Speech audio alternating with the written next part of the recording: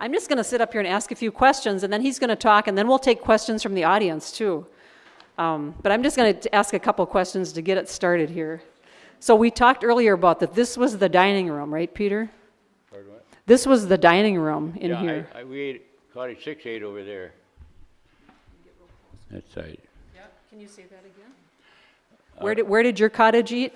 Our cottage 8, you had like picnic tables over there, and we ate there. When I was in cottage 3 and 6. They were like picnic tables? That's what you had? Oh, you'd like that. I don't remember exactly. Yeah, something like that.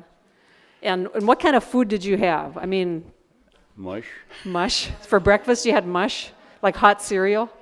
We had pretty good, when you're hungry it's good. But it's, I don't remember nothing gourmet, No, but you got enough to eat. And then didn't I hear that you never could eat between meals, right? Never what? You could never eat between meals?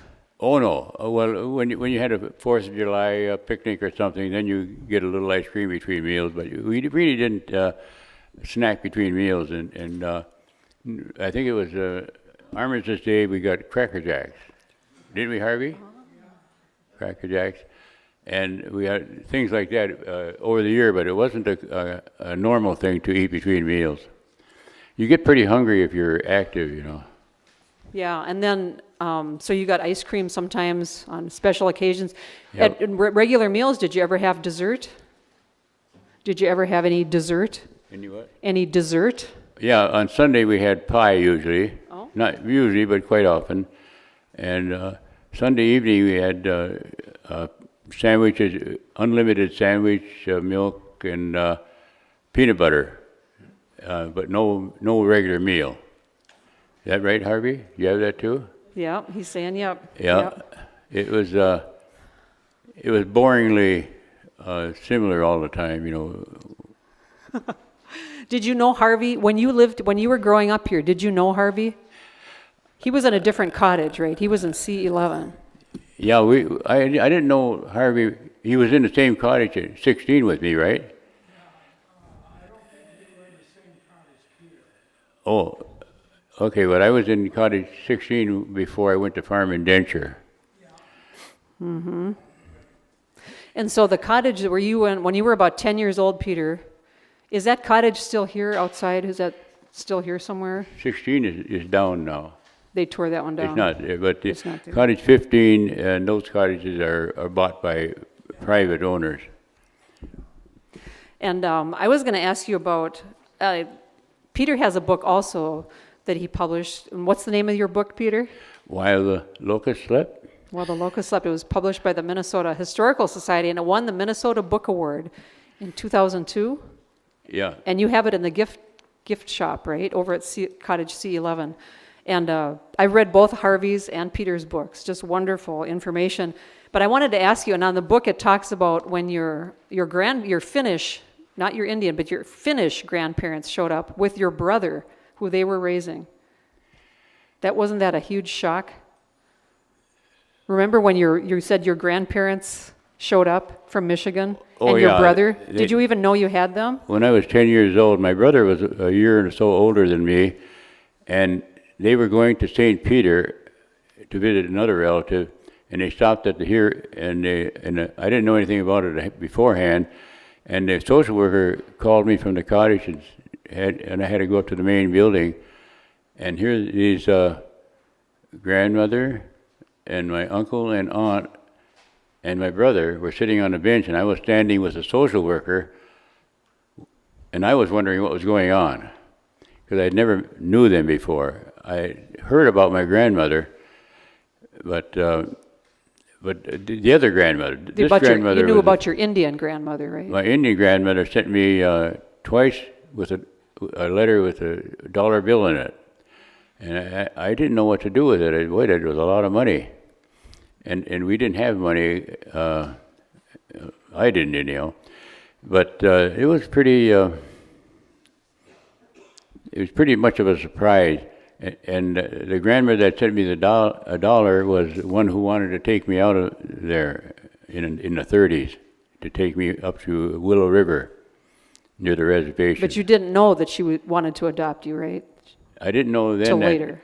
At that time, I didn't know. When I got my records, it was my grandmother's letter was in there to the state requesting that they'd like to take me into their home, but they refused.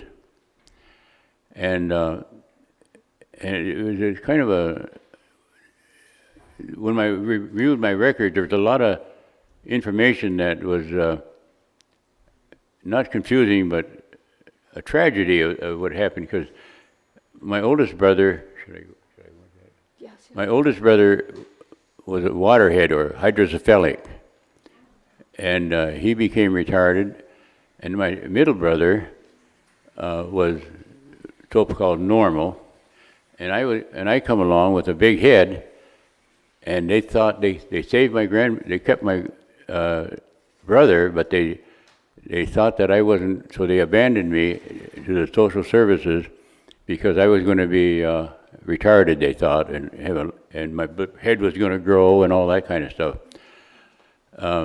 So when you look back at the times, 1928, that's the way the thinking probably went back then. Anyhow, they took me in, and I never knew anything after that about the family until they came and visited me when I was 10. So they came and visited you, and they just came and got you and said, your brother and your grandparents are here. Yeah, Took you into a room, and weren't you like in shock? You said, I didn't even know I had a brother, right? I had no idea what I was going up to the main building for. Just go up there, and there they were. Was it in this building where you saw them?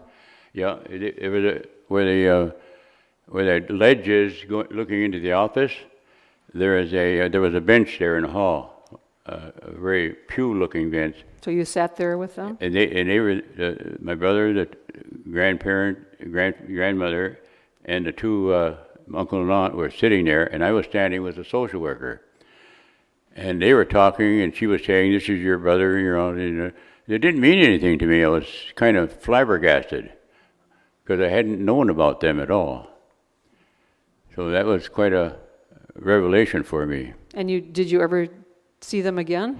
Oh yeah, when I got out of the farm indenture, and I got on my own, and when I was 18, I think, I started looking for relatives. I wound up in St. Paul. I wound up in the Upper Peninsula.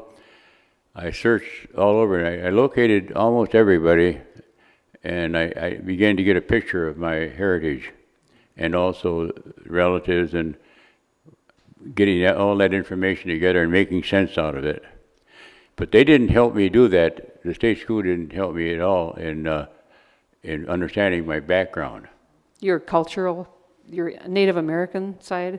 Yeah, the Yeah. state school orphanage didn't. The people in the office, there was no counseling on where you came from or what your relatives were. I suppose they were afraid that I'd run away, which I did. Yes, and there was a verse in there, and in his book he talks about running away, and you were with two other boys, right, when you ran away? Yeah. And where was the train that you hopped on a freight train? Was that down here on the tracks? Yeah, I listened for a week beforehand. I listened to that freight train going north and south. And at 11 o'clock at night, the freight train come through, and it just slowed, and then all at once, it didn't stop, it just slowed, and all at once, the steam engine was choo-chooing real fast, and it would take off. And that was at about 11:30 at night, and every night I timed it before I went to sleep. And the east and west tracks going to Waseca, that way when we went on a Friday, we took off on that east-west track and went down to the north-south track, and we waited for that train. It came through just on schedule, like I planned, but there was no open. When it started speeding up, there was no. Were you looking for a boxcar? There was no open door to the boxcar. They were all closed. I swore there should have been an open boxcar. I didn't put in my order fast enough, I guess. Anyhow, a flat car came by, and I didn't know what made me head. We had a suitcase full of stuff that we collected for the week before, peanut butter, bread, kids pack and stuff. And I said, the ladder on the end on a flat car. I figured that's the only way we were going to do it. They got on board, and then I had to go because they were there. And I swung that case up, grabbed hold of the thing with one hand, and I swung that suitcase up, and the bottom came out, and all that stuff went on the cloth. So I couldn't leave it there. I mean, I couldn't stay there because they were on board already. So then I jumped down myself, and we went hurtling through the night. I suppose we went through Waseek about midnight, and we were laying on it. Boy, that was a fright. I didn't realize. Well, I should say, after we were on our way, I realized I'd made a big mistake. Here's a flat car. It was terrible. All that clack. We were hanging on the front end, and that clacking and noise from the undercarriage, and it was really frightening in the pitch of night, you know. And then we went under the. It slowed down at Faribault, and there was just like in Waseek, it slowed down, and there's an arm that went out and collected a mail sack. And after that mail, they didn't stop. After that mail was on board, then they choo-chooed real fast again. So that was frightening all the way into Minneapolis that night. And then we got sidetracked. We had to walk 20 miles to. We walked. They sidetracked us, so we walked the tracks the next day to St. Paul. That was another experience. Boy, did we learn a lot on that trip. I ran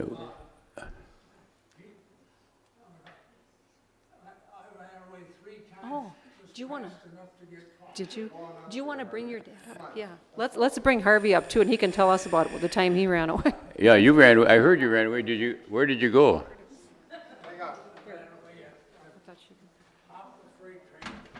Hey, come up and talk on the mic. Get him past the wire, Curtis. Yeah. Okay. Why don't you sit right here, Harvey, and I'll get the mic set for you. Yeah, right. There you go. I'll get a mic for you. Curtis is going to turn. I believe that if I remember right, if you stray away more than 3 days, you're kind of quarantined. But if not, you go right back to your cottage. That's the way I play the ball game. So Harvey, when you ran away, did you just walk away? You weren't on a train? You know, that snuck down to the tracks. That was right by C-16. And there was a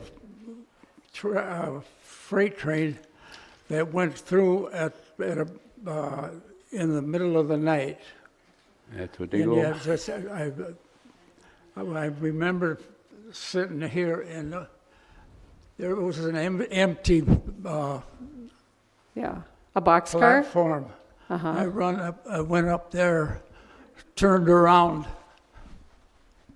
I chickened out. Oh, you chicken out. Well, I would too. Actually, I liked the state school. I liked the state school. There were good things. Tell us a good thing about growing up here, Harvey. Harvey. What? I'm sorry. I'm over here, Harvey. Sorry. Tell me a good thing. What was a good thing about growing up here? What are good Do you things? want to help? Yeah. It's hard to. Tell one good thing about growing up at the state school. Yeah, actually, you grow up and you don't worry about anything to eat. They throw that at you, and so on.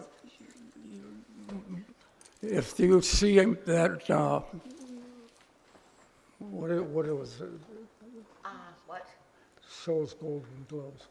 Oh, the Golden Gloves? They showed us that the Golden Glove, anyway, anything. And I always say today, I like to, if something happens here, hey, I'm a state school kid. You're proud of it. Nobody picks on a state school kid.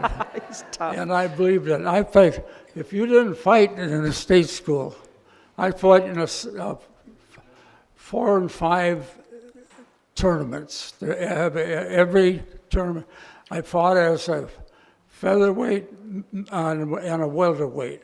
Wow.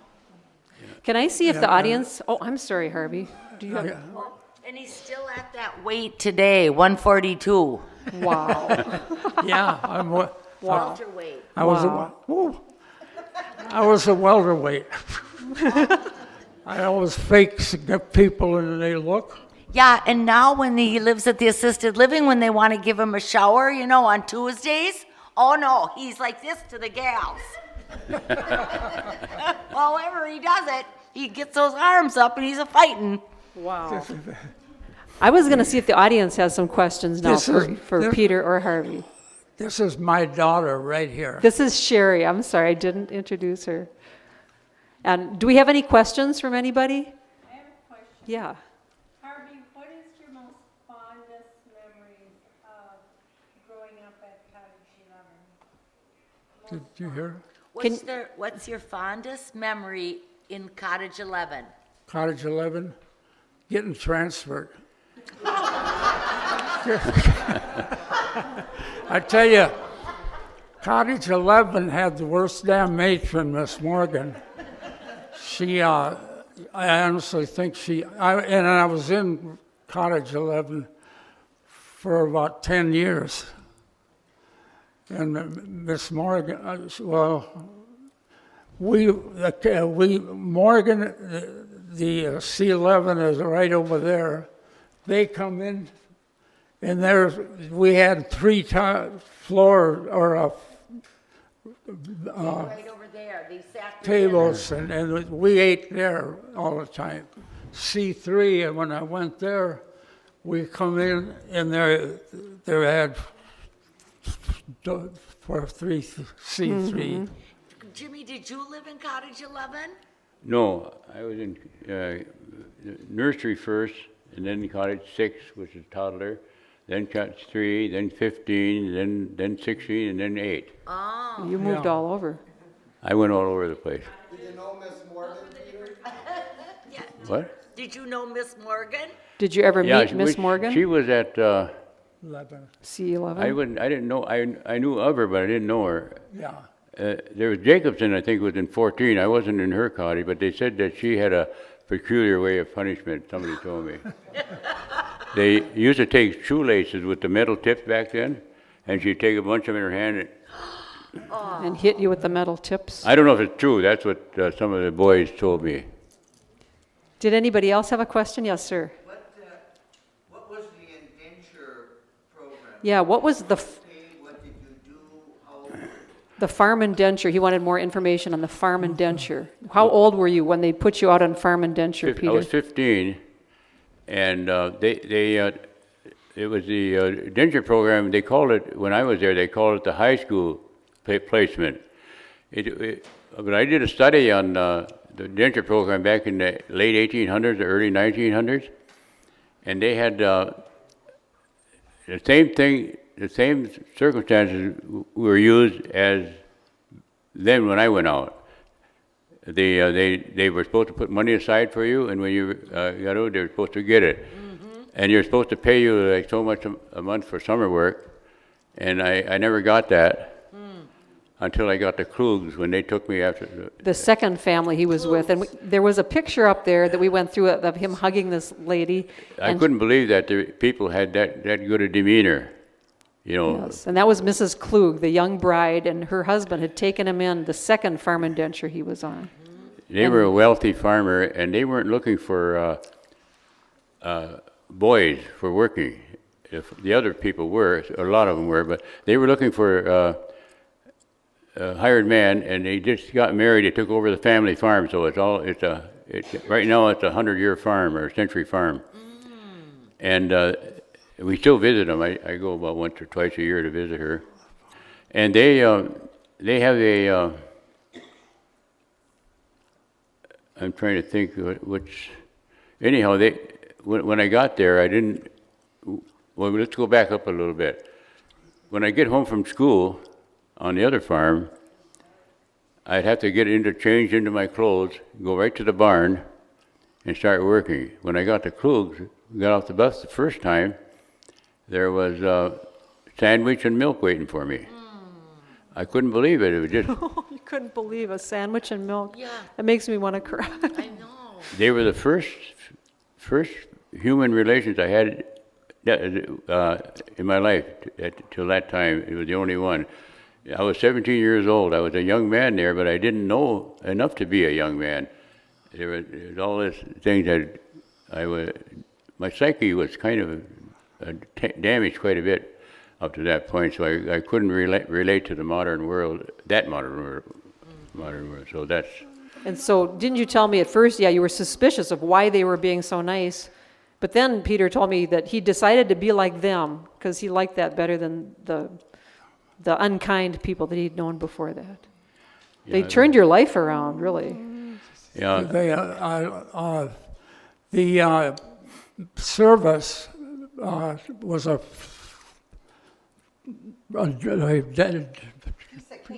dance match. I was When you went in the military? when When he went in the military, that was easy after living here? they drafted me, and the military was a cinch, and it was in World War II. And I went over to Italy, but I can't believe how so many guys couldn't take the military. Hell, it was a dream for us. And that's where I get in. Don't fool with no state school kid.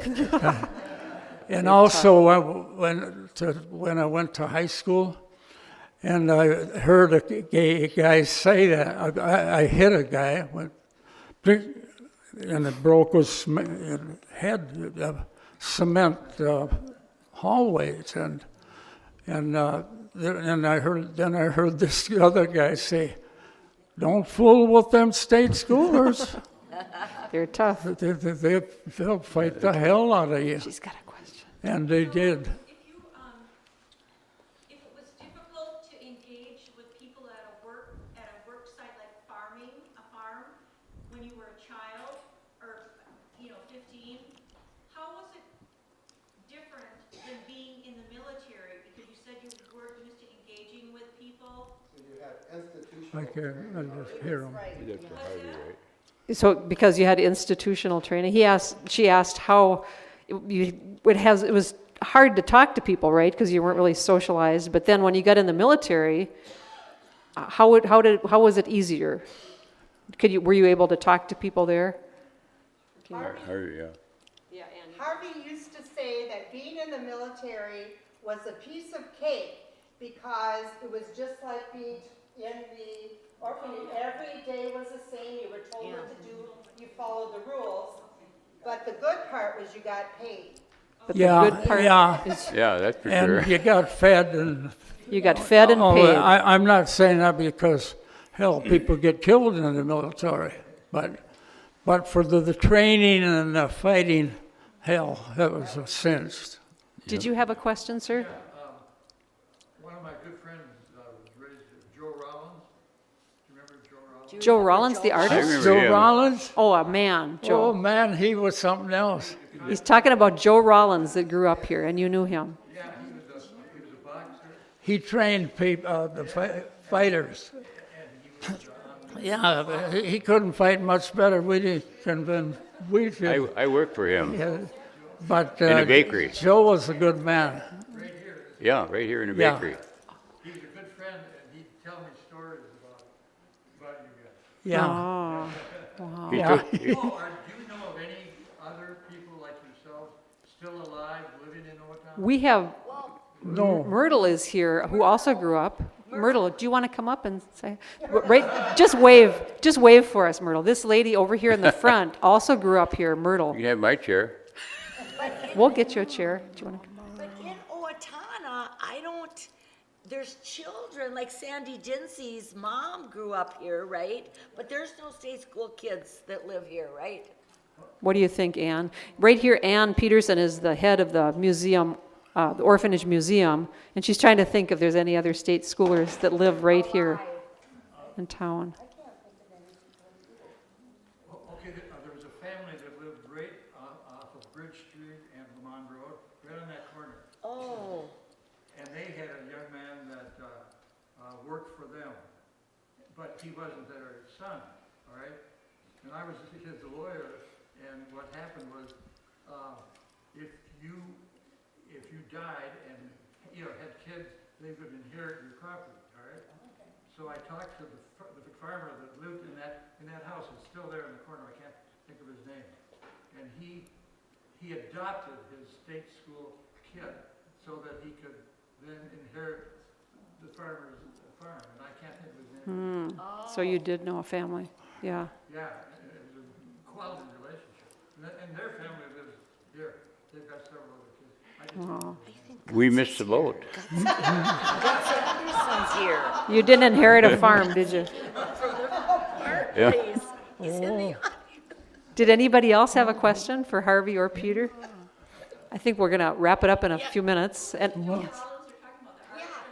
no, I thought it was the artist, but it was a man named Joe Rollins. And Peter said he worked for Joe in the bakery In the here. bakery, yeah. Was he did he He grow up? was, Was he a worker here then? He was a man that worked here, and He he was took in the the- bakery. he was the baker too, wasn't he? Yeah, he was was a a baker. baker. Joe Rollins. Yeah, he was. And that's the That's man where I you worked know. for him, in the bakery. Yeah. At first, I thought it was Joe Rollins, the woman, the artist too. But they're He- talking about a man that worked here. in Joe the bakery. Rollins took the workers in the bakery out to his house one night, had wiener roast outside his house. One Saturday, I guess, or Friday or something, I forget which. Wow. But that was really enjoyable. Did anybody else have another question? Otherwise, I think we're gonna wrap it up. Yes. Oh, did you have something else? I just wanted to say, I feel sorry for myself so much, like, oh, I have it so tough in life. Oh, my life. And then I think, oh, my Lord, how can I be that way when I hear what Dad and Peter went through I with their know. little self-esteems? Like when you pushed back to Miss Morgan and she beat the heck out of you, and Peter, when you got beat, I mean, I don't know how you can take it. Well, when you go through conditioning at the state school, then the farmer he has an edge on you. Your psyche gets kind of damaged, Yeah, and you don't know enough. You don't really know enough. yeah, right. You think you do, but you don't. Yeah, because I ran away, and we were 7 days starving on the railroad track. Yeah. But then you were caught in the end, and they brought him back. Okay, Yeah. I gotta go. We're catch gonna wrap it up, and then, You but stay before we Yeah. do, I just wanted to say we have CDs over on the table that you could, with all these songs on them. And we also have a display of pictures and books and things over there. And we have a special song we're gonna sing because tomorrow is Harvey's birthday. Oh boy! So let's all sing him happy birthday, okay? I'll kick it off. Happy birthday! Oh. Happy birthday to you. Happy birthday to you. Happy birthday, dear Harvey. Happy birthday to you. Let's give him a big hand, and let's all go have cake. I was going to say something about him starting the music.